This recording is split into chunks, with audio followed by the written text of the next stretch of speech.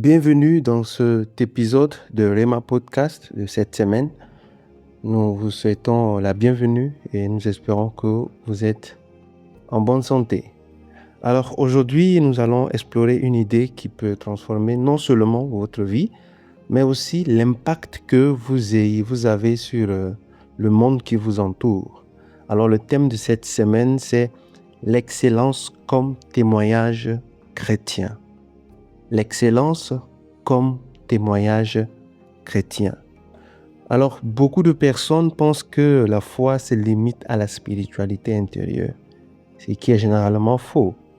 Mais vous devez savoir que votre foi devient visible aussi dans la manière dont vous vivez, vous travaillez et contribuez à la société. Donc, l'excellence n'est pas seulement une performance humaine.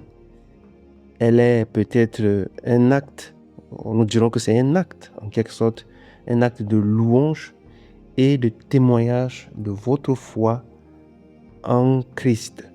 Alors le premier point de ce thème, c'est qu'est-ce que l'excellence? Alors l'excellence ne signifie pas forcément une perfection en soi. Elle ne signifie pas non plus rivaliser avec les autres, que ce soit là où le Seigneur nous a placés pour œuvrer, pour travailler dans la société. Ce n'est pas pour se rivaliser avec les autres.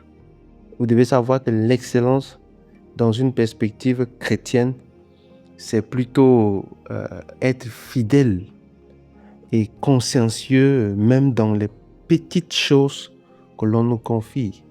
L'excellence, c'est aussi donner le meilleur de soi-même dans ce que l'on fait.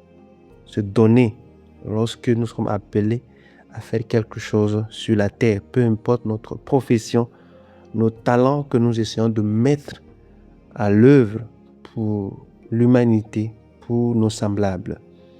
Et l'excellence aussi veut dire honorer Dieu avec ses talents, voilà, et ses efforts. D'une manière globale, tous les talents que Dieu nous a donnés, nous sommes censés les mettre à son service. Donc, chaque tâche, chaque interaction, chaque responsabilité peut devenir une occasion pour pouvoir manifester la gloire de Dieu sur la terre. Quand la Bible dit que le monde, l'humanité, attend avec un ardent désir la manifestation des enfants de Dieu, de ceux qui portent le sceau du Saint-Esprit en eux. Au deuxième point, c'est l'excellence comme témoignage. L'excellence comme témoignage. Si vous observez bien dans notre monde, c'est que notre monde observe plus qu'il n'écoute. Les gens observent. Les gens observent autour d'eux et les gens déduisent. Les gens concluent à quelque chose quand les gens observent. Alors, les actions parlent souvent plus fort que les paroles. Donc, quand vous faites preuve d'excellence, c'est-à-dire vos collègues remarquent votre intégrité. Et ça, c'est automatique. Vos amis voient votre discipline. C'est automatique. Votre communauté observe votre engagement. C'est-à-dire, les gens qui sont autour de nous remarquent, ils observent. Même s'ils ne le disent pas, ils le savent très bien. Et cela devient un témoignage silencieux, mais puissant de votre foi en Christ. Alléluia. Et donc, les gens peuvent ne pas entendre vos sermons. C'est pas sur la chair que les gens écouteront le message de la foi. Mais vous devez savoir que les gens voient nos œuvres. Et nos œuvres, ces œuvres peuvent susciter de la curiosité et une inspiration dans le cœur de ceux qui nous entourent. Un troisième point, c'est ne pas se satisfaire de moyens. Il est facile de se contenter de suffisant ou de pas mal. Mais la foi appelle à la diligence. Excellence signifie aller au-delà de la médiocrité, même quand personne ne nous regarde. Alors ça, nous devons vraiment souligner parce que nous cherchons quelquefois à être excellents ou quelquefois faire ce qui est bon, ce qui est juste pour impressionner. Ou bien lorsque le supérieur est là, nous le faisons. Mais pour un chrétien qui cherche à impacter à travers ce que Dieu lui a confié, à rechercher l'excellence comme témoignage chrétien, cela doit vraiment doit entrer dans notre système de pensée.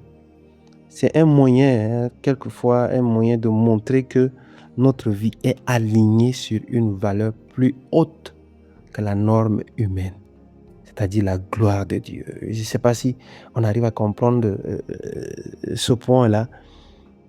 L'excellence chrétienne que nous recherchons est en quelque sorte une façon pour nous de nous aligner sur une valeur qui est plus haute que la norme humaine. Si la norme humaine est la médiocrité, pour un enfant de Dieu qui recherche l'excellence, qui est ce témoignage chrétien, c'est la gloire de Dieu que nous recherchons. Si nous poussons les limites au-delà de ce qui est la norme humaine, nous touchons les cœurs.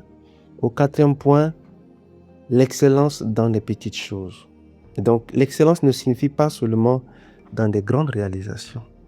Elle se manifeste dans la ponctualité, vous aurez remarqué, l'honnêteté dans des petites transactions, la qualité dans chaque projet, même invisible, la patience et la persévérance.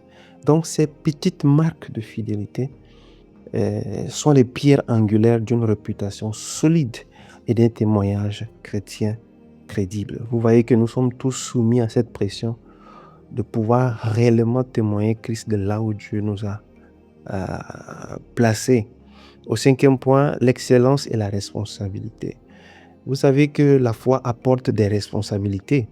La responsabilité envers soi-même, la responsabilité envers les autres et la responsabilité envers Dieu. Et donc, bâtir sa vie dans l'excellence, c'est respecter cette responsabilité. Ne pas bâcler ce que vous faites. Ne pas, réduire ses valeurs. Donc, c'est une façon pour nous d'honorer Dieu dans toutes les sphères de notre vie. Et au 6e point, le courage de vivre dans l'excellence. Vous voyez, nous sommes tentés, même si nous avons vécu, nous avons appris à vivre dans l'excellence, nous serons tentés quelquefois de faire les choses d'une manière bâclée lorsque nous sommes fatigués. Alors, il faut du courage. Donc, vivre dans l'excellence demande du courage. Le monde peut valoriser la médiocrité, ou les raccourcis, ce que nous voyons souvent. Mais nous devons savoir que certains peuvent critiquer nos efforts pour faire mieux. Mais souvenez-vous, votre motivation n'est pas de plaire aux hommes, mais à Dieu. Cette perspective change tout, même quand la reconnaissance humaine tarde. Et la valeur spirituelle de notre excellence demeure intacte. Gloire à Dieu. Le 7e point, c'est l'excellence comme impact sur la génération, sur notre génération.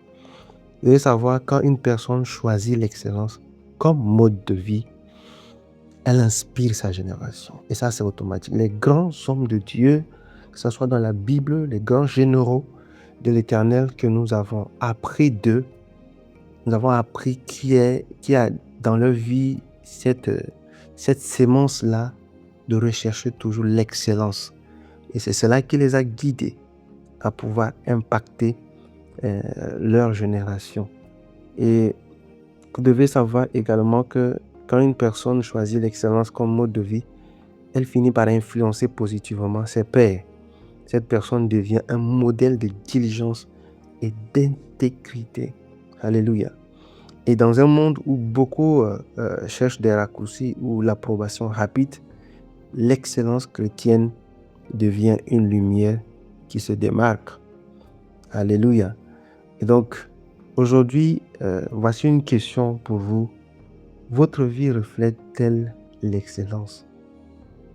Est-ce que là où Dieu vous a placé, est-ce que votre vie reflète une excellence? Est-ce que vos actions, votre travail, vos relations montrent que vous vivez pour quelque chose de plus grand que vous-même?